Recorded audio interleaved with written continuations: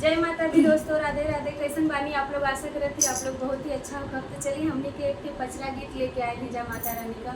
बहुत ही प्यारा पचरा गीत था। आप लोग ध्यान से सुनी, फुल वॉच करके सुनी और कमेंट में बताएं कि गाना आप लोग के कैसन लागल हा। और जो भी चैनल पे नया बा वो चैनल से जुड़ जाए ताकि हमने के हर गाना आप लोग को मिल सके और आप लोग का सपोर्ट हमारे के मिल सके। तो चलिए जब सुन लीजिए गाना कैसा लगा था। लाली लाली डोलिया चढ़ के अइली दुर्गा मैया, हो सिंगरवा करके ना, हो सिंगरवा करके ना, मैया मोर चलली ना हरवा, हो सिंगरवा करके ना, मैया मोर चलली ना हरवा, हो सिंगरवा करके ना।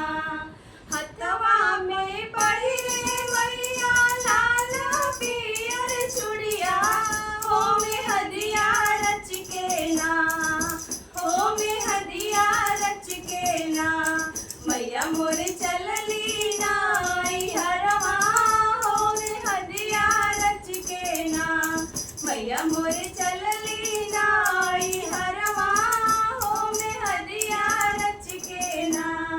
लाली लाली डोलिया पर बैठे दुर्गा मैया, हो सिंगरवा करके ना, हो सिंगरवा करके ना, मैया मोर चलली ना हरवा, हो सिंगरवा करके ना।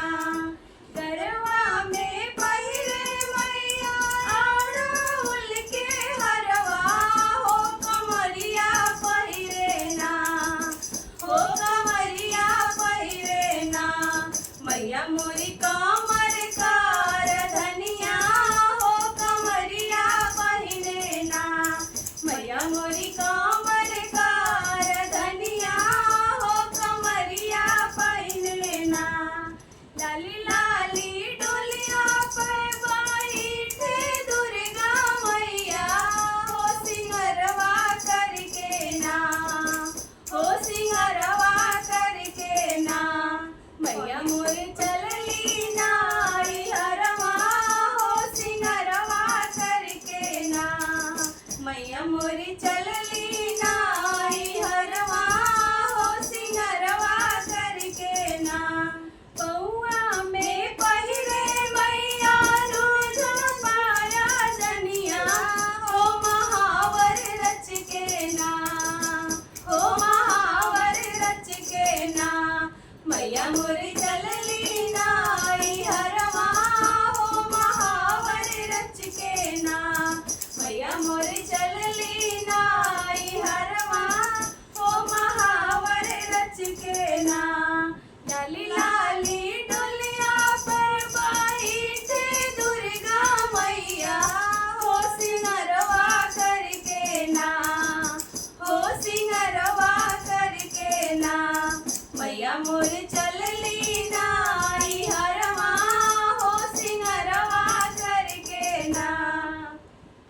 मंगिया लगली मैया पियरा सिंदूरवा, हो चुनरिया ओढ़ के ना, हो चुनरिया ओढ़ के ना, मैया मोर चलली ना हरवा, हो चुनरिया ओढ़ के ना, मैया मोर चलली ना हरवा, हो चुनरिया ओढ़ के ना।